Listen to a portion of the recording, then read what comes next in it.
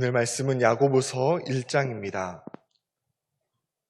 신약성경 371면 야고보서 1장입니다.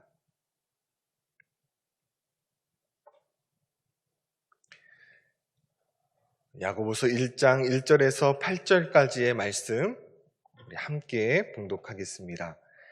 하나님과 주 예수 그리스도의 종 야고보는 흩어져 있는 12지파에게 문안하노라. 내 형제들아, 너희가 여러 가지 시험을 당하거든 온전히 기쁘게 여기라. 이는 너희 믿음의 시련이 인내를 만들어내는 줄 너희가 알미라. 인내를 온전히 이루라. 이는 너희로 온전하고 구비하여 조금도 부족함이 없게 하려 함이라. 너희 중에 누구든지 지혜가 부족하거든 모든 사람에게 후히 주시고 꾸짖지 아니하시는 하나님께 구하라. 그리하면 주시리라. 오직 믿음으로 구하고 조금도 의심하지 말라. 의심하는 자는 마치 바람에 밀려 요동하는 바다 물결 같으니 이런 사람은 무엇이든지 주께 얻기를 생각하지 말라. 두 마음을 품어 모든 일에 정함이 없는 자로다. 아멘. 오늘부터 야고보서를 함께 살펴보겠습니다. 먼저 본문을 살펴보기 전에 잠시 개관을 먼저 생각해 보겠습니다. 야고보서는 믿음의 서신입니다. 흔히 야고보서 하면 행함을 강조한다라고 하지만 야고보서는 처음부터 끝까지 믿음에 대해 말씀하고 있습니다. 5장밖에 되지 않는 이 야고보서에 믿음이라는 단어가 무려 19번이나 나와 있고요. 이 야고보서 전반에 걸쳐서 폭넓게 다루어지고 있습니다. 또 야고보서는 기도의 서신이기도 합니다. 야고보서는 기도로 시작하고 기도로 마무리하고 있습니다. 오늘 1장 6절 말씀을 보시면 오직 믿음으로 구하고 조금도 의심하지 말라고 말씀하고 있고요. 또 5장 15절 말씀을 보면 믿음의 기도는 병든 자를 구원하리니 주께서 그를 일으키시리라 말씀하고 있습니다. 이처럼 믿음과 기도를 함께 강조하는 것이 야고보서입니다. 이에 반해서 우리가 잘 알고 있는 행위는 15번 언급되고 있습니다. 그 역시 믿음과 행함을 강조하는 야고보서 2장에 집중적으로 기록되어 있고요. 야고보서 3장에 한 번, 그리고 다음에는 아예 기록되지도 않고 있습니다. 따라서 야고보서 전체를 관통하는 것은 행함이 아니라 바로 믿음입니다. 야고보서는 믿음을 강조하고 있는데 참된 믿음이란 무엇인가에 대해서 말씀하기 위해서 행함을 이야기하고 있는 것이지요. 이제 야고보서의 저자를 생각해 봅니다. 야고보서의 저자는 야고보입니다. 우리가 알고 있는 야고보 세 사람이 있죠. 첫 번째는 예수님의 12제자 중 야고보. 그래서 예수님께서 항상 일이 있을 때 가장 가까이 데리고 갔던 이 야고보가 있습니다. 또 두 번째 사람은 예수님의 제자 중에 알페오의 아들 되는 야고보가 있습니다. 그리고 세 번째 사람은 예수님의 동생 가운데 야고보가 있습니다. 이 세 사람 중에 야고보서를 기록한 저자는 바로 예수님의 동생인 야고보입니다. 이 전통적으로 대다수의 학자들은 바로 예수님의 동생, 주의 동생인 야고보가 이 야고보서를 기록했다고 보고 있습니다.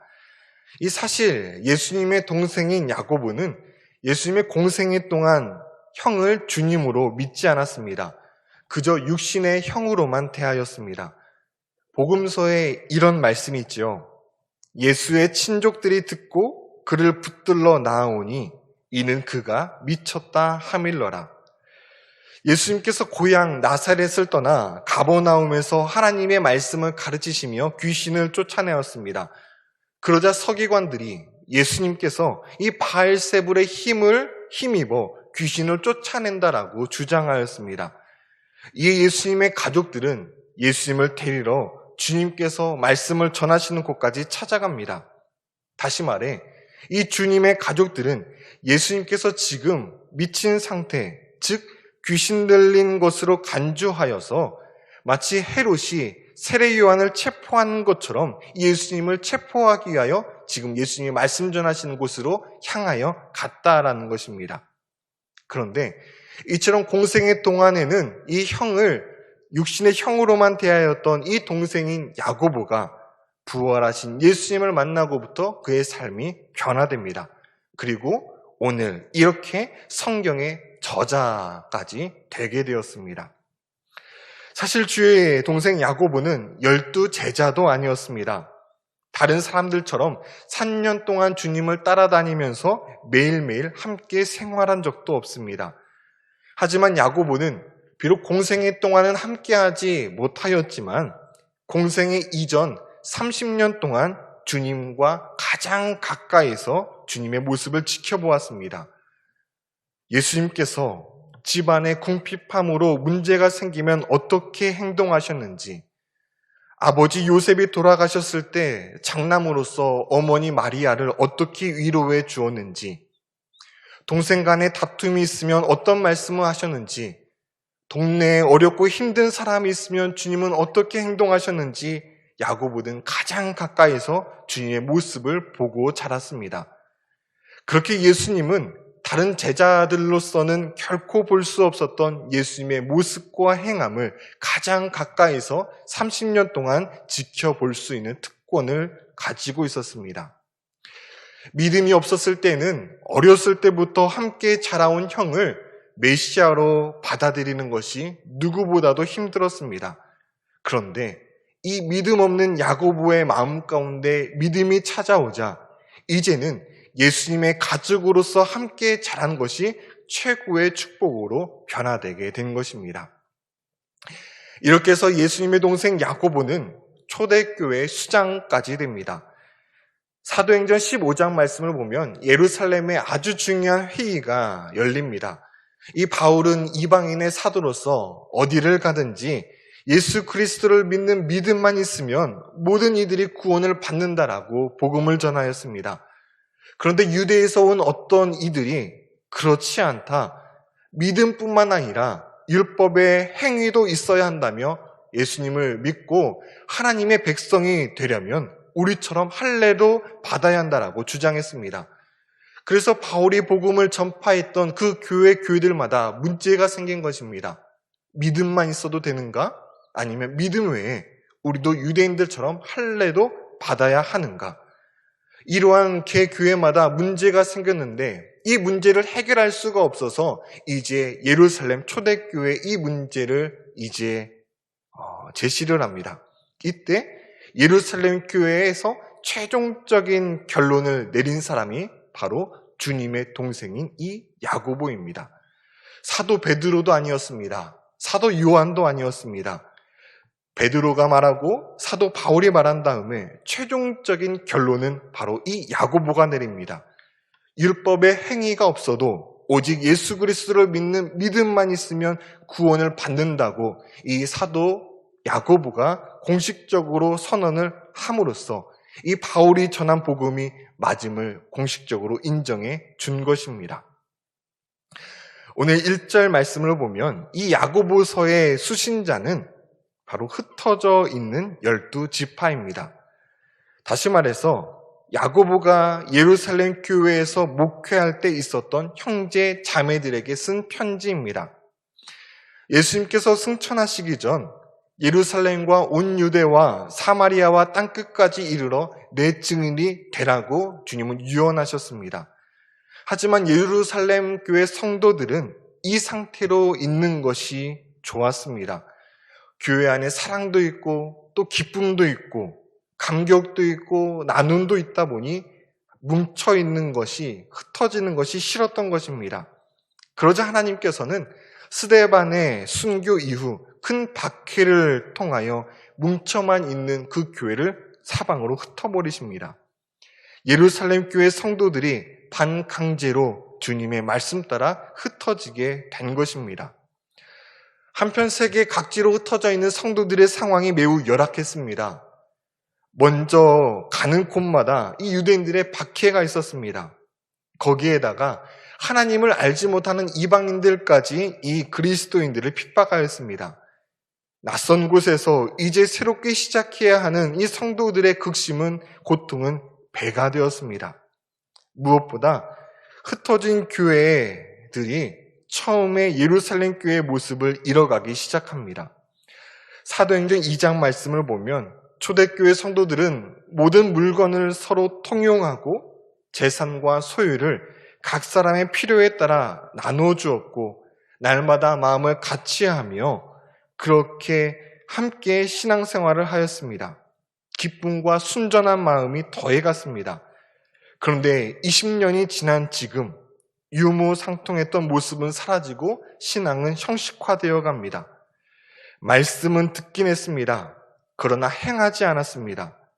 사람들을 차별했습니다. 행함이 없는 믿음과 시기와 다툼이 있었고요. 교회 안에 성도 간의 비판과 판단이 난무했습니다. 경건의 모양만 있고 경건의 능력은 상실한 그런 교회가 된 것이지요. 초대교회의 담임 목회자였던 야고보는 흩어진 성도들이 이렇게 여러 가지 어려움에 직면해 있다는 소식을 듣고 가만히 있을 수가 없어서 펜을 들게 됩니다. 여러 가지 핍박으로 어려움 가운데 있는 성도들, 그러나 성도들이 그 위기를 하나로 극복하고 있는 것이 아니라 점점 더 세속화되어 가고 교회 안의 차별과 믿음 없는 모습을 보며 그들의 잘못을 따끔하게 지적하고 잘못을 교정해 주기 위해 이 편지를 쓰게 된 것입니다. 이런 내용을 생각하며 오늘 2절 말씀을 함께 보시겠습니다. 내 형제들아, 너희가 여러 가지 시험을 당하거든 온전히 기쁘게 여기라. 당시 흩어진 성도들은 외부적인 핍박과 내부의 골마터진 문제로 기쁨을 상실합니다. 그런데 야고보는 기쁨을 잃어버린 성도들을 향해 너희가 여러 가지 시험을 당하였다 할지라도 온전히 기쁘게 여기라고 말합니다. 우리가 여기서 먼저 알아야 할 것은 신자에게는 누구나 시험이 있다라는 사실입니다. 우리의 구원이 인종과 신분, 성과 나이를 뛰어넘어 차별 없이 주어지는 것처럼 시험도 마찬가지입니다. 성도라면 그 누구도 예외 없이 시험을 당한다라는 것입니다. 성경은 성도에게 시험이 없다면 이것이 더 큰 문제라고 지적합니다. 히브리서 12장 7절 8절입니다. 하나님이 아들과 같이 너희를 대우하시나니 어찌 아버지가 징계하지 않는 아들이 있으리요. 징계는 다 받는 것이거늘 너희에게 없으면 사생자요 친아들이 아니니라. 사람은 자신을 중심으로 보는 경향이 있습니다. 그래서 시험과 고통을 따르면 왜 나에게만 이런 어려움이 있는지 생각하곤 합니다. 하지만 나뿐 아니라 이 땅을 살아가는 모든 사람에게는 저마다 아픔이 있고 고통이 있습니다. 행복해 보이기만 하는 저 가정에도 문제가 있고 평온해 보이기만 하는 저 사람에게도 남들에게는 말 못한 아픔이 있습니다. 우리가 이러한 사실만 바로 알아도 쓸데없이 자신을 불쌍히 여기는 자기 연민에서 빠져나올 수 있습니다. 사람들은요, 큰 어려움에 처하면 자기를 불쌍하게 여깁니다. 왜 나에게만 이런 어려움이 있을까? 왜 하필 나에게만 이런 고통이 뒤따를까? 그렇게 생각하며 자기 자신을 매우 불쌍하게 여기고 가엽게 생각합니다. 그런데 이것은 자기를 진짜로 사랑하는 모습이 아닙니다. 오히려 그릇된 자기 사랑입니다. 그리스도인들은 이러한 사실을 바로 알아서 바로 여기에서 빠져나와야 합니다. 자기 연민, 이기적인 자기 사랑에서 벗어나와야 합니다. 우리는 나만 그런 것이 아니라 지금 옆에 있는 이 자리 가운데 있는 그리고 이 시대를 살고 있는 모든 사람들은 저마다 아픔과 상처를 가지고 있다라는 것이지요. 때문에 우리에게 시험이 닥치면 우리는 어떻게 해야 되는가? 이제 나에게도 시험이 닥칠 차례가 되었구나. 이렇게 받아들인 것입니다. 왜라는 단어는 잊어버리고 이제 나도 시험을 감당할 만한 능력이 있어서 하나님이 나에게 시험을 주시는구나. 이제 내 차례가 되었구나. 이렇게 편하게 생각하는 것이 바로 성경적인 관점이다라고 말씀하고 있습니다. 하지만 이 시험 앞에서 우리가 너무 겁낼 것도 없습니다. 고린도전서 10장 13절 말씀입니다. 사람이 감당할 시험 밖에는 너희가 당한 것이 없나니 오직 하나님은 미쁘사 너희가 감당하지 못할 시험 당함을 허락하지 아니하시고 시험 당할 즈음에 또한 피할 길을 내사 너희로 능히 감당하게 하시느니라. 하나님은 분명 우리에게 말씀하셨습니다. 나는 감당할 만한 시험만 너희에게 주겠다. 그리고 혹 우리가 감당하지 못한다고 한다면 피할 길을 내셔서라도 우리를 감당케 하시겠다라고 말씀하십니다. 우리가 여기서 자세하게 다시 한번 이 말씀을 보실 것은 하나님은 우리를 시험을 완전하게 피하게 하시지는 아니하십니다. 피할 길을 내서라도 끝까지 우리에게 맡겨진 그 시험, 우리가 통과해야 될 그 시험은 통과해야 된다. 너희가 이겨내야 한다라고 말씀하고 있는 것이지요. 자, 그렇다면 시험을 당할 때 우리 성도들은 어떤 모습을 보여야 할까요? 어떤 자세를 보이는 게 성경적인 모습일까요? 오늘 첫 번째로 시험을 기쁘게 여기라라고 말씀하고 있습니다. 여러분, 시험을 당했는데 어떻게 기뻐할 수 있겠습니까? 경제적인 큰 어려움에 처했고 건강에 문제가 생겼고 자녀에게 큰 시험이 닥쳐 있는데 이 상황에서 기뻐하라니요. 오히려 걱정하지 말라, 염려하지 말라, 이러면 몰라도 시험을 당했는데 기뻐하라니 이 선뜻 이해가 되지 않습니다. 하지만 오늘 본문은 기쁘지도 않은데 너희가 시험을 당할 때 억지로 기뻐하라는 뜻은 아닙니다. 너희에게 어떤 어려움과 시험이 닥친다 할지라도 그 시험 안에는 기뻐할 만한 이유가 있다라고 말씀하십니다. 그것이 무엇인지 3절과 4절에 기록되어 있습니다. 이는 너희의 믿음의 시련이 인내를 만들어내는 줄 너희가 알미라. 인내를 온전히 이루라. 이는 너희로 온전하고 구비하여 조금도 부족함이 없게 하려 함이라. 하나님은 우리를 향한 기대를 가지고 계십니다. 여러분, 어떤 기대를 가지고 계십니까? 4절 말씀을 다시 보시면 우리가 온전하고 구비하여 조금도 부족함이 없는 사람으로 서길 원하십니다. 사실 나 자신도 나에 대해서 이런 기대를 가지고 있지 않습니다. 내가 얼마나 부족하고 못난 성품을 가지고 있는데 온전하고 조금도 부족함이 없는 사람으로 선다는 것 꿈도 꾸지 않습니다. 하지만 하나님은 나는 그렇지 않다라고 말씀하십니다. 나는 너를 향해서 분명한 기대와 목표가 있다라는 것이지요. 하나님께서 우리를 향한 목표가 있으시면 하나님은 그 목표가 채워질 때까지 우리를 내버려 두시지 아니하십니다. 하나님이 한번 작정하시면 분명히 그렇게 하고야 마는 것이 우리 하나님입니다. 때문에 하나님께서는 우리를 향한 이러한 목표와 비전이 있기 때문에 우리를 훈련시키시고 연단시키십니다. 여러분, 우리가 얼마나 악하고 이기적인 존재입니까?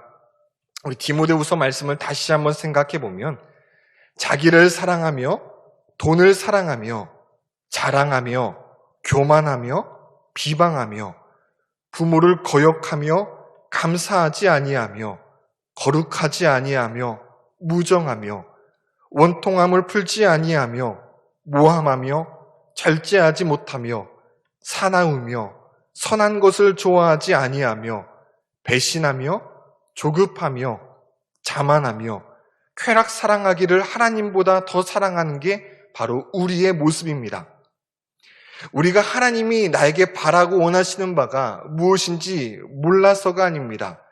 하나님을 사랑하고 이웃을 사랑하는 것, 이게 하나님이 우리에게 바라시고 원하시는 바입니다.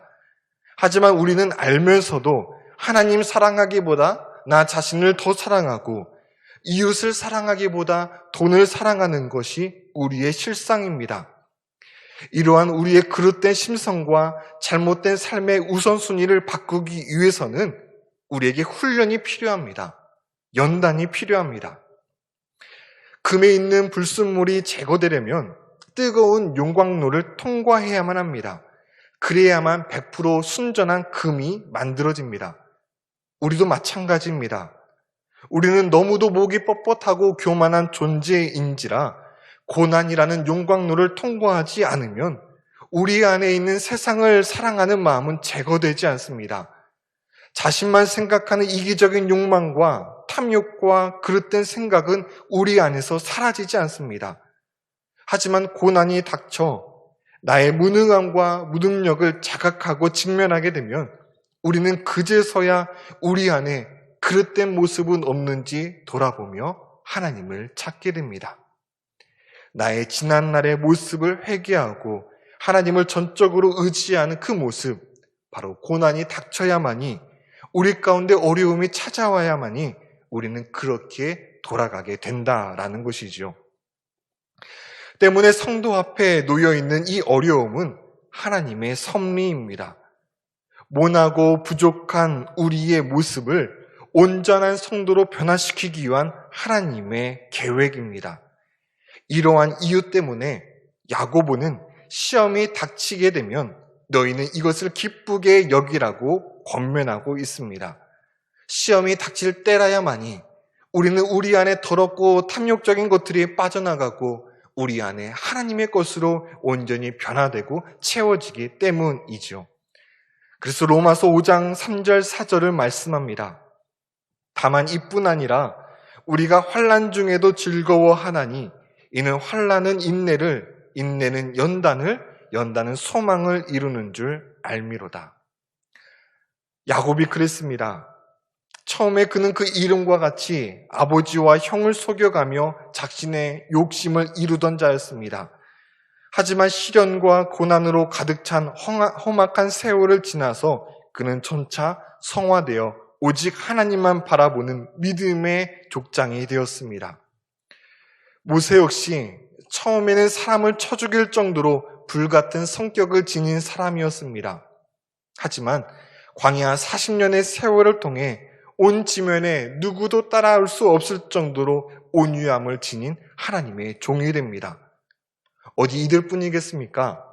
성경을 자세히 들여다보면 하나님께서 택하신 사람은 모두가 한결같이 이러한 고난과 연단을 통하여 온전한 하나님의 사람으로 서게 됩니다.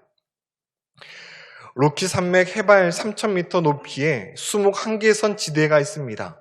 이 지대의 나무들은 매서운 바람 때문에 곧게 서지 못하고 하나같이 구부러진 채 모습을 하고 있습니다. 이 나무들은 열악한 조건에서 생존하기 위해서 무서운 인내력을 발휘합니다.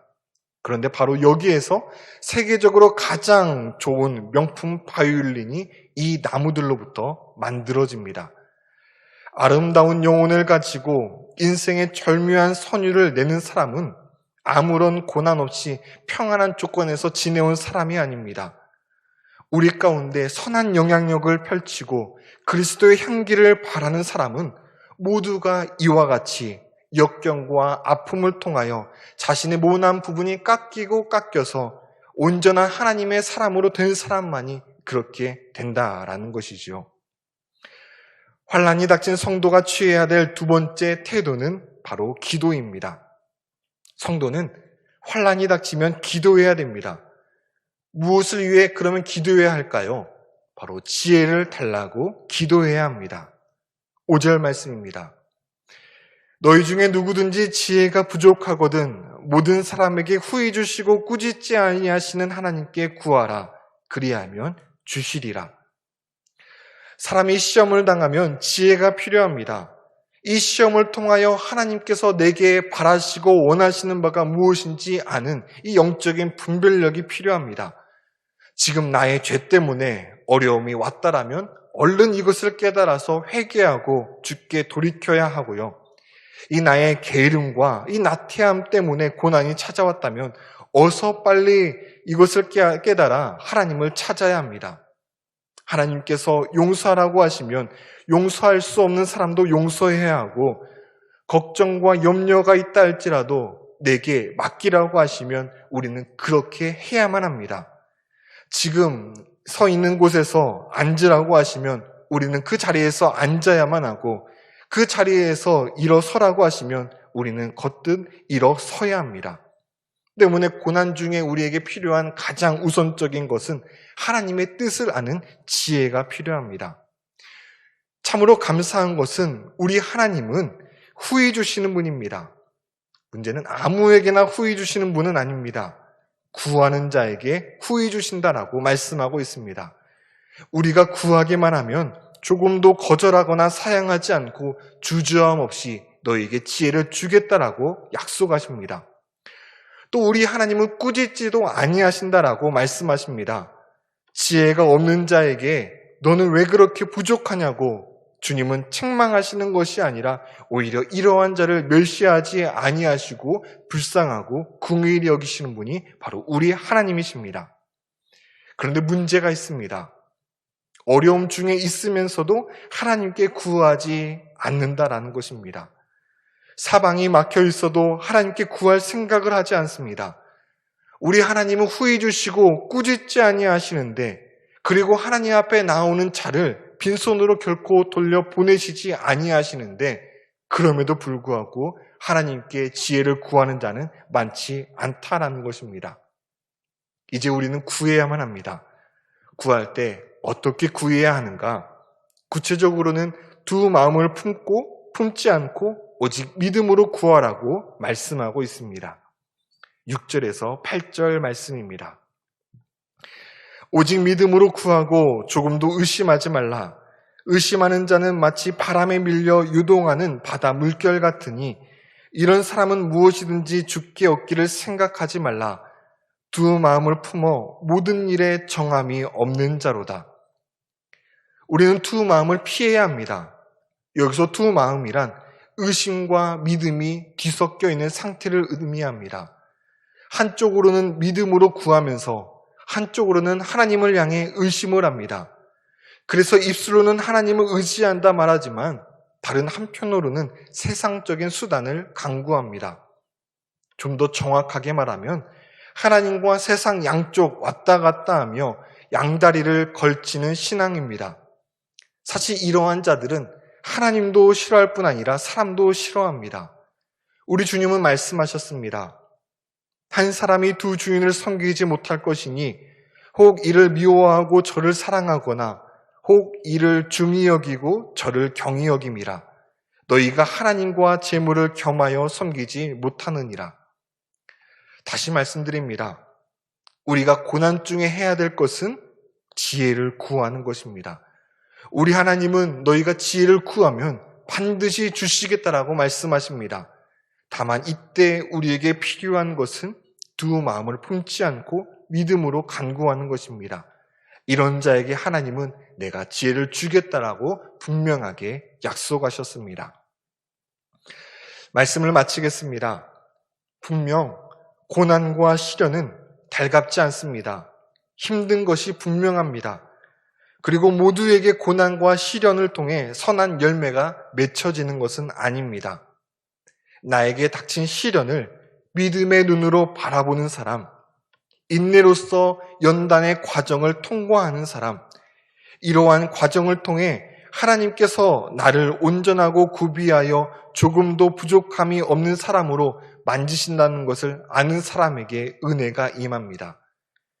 우리가 두려워할 것은 시련이나 고난이 아닙니다. 하나님으로부터 멀어지는 것을 두려워해야 합니다.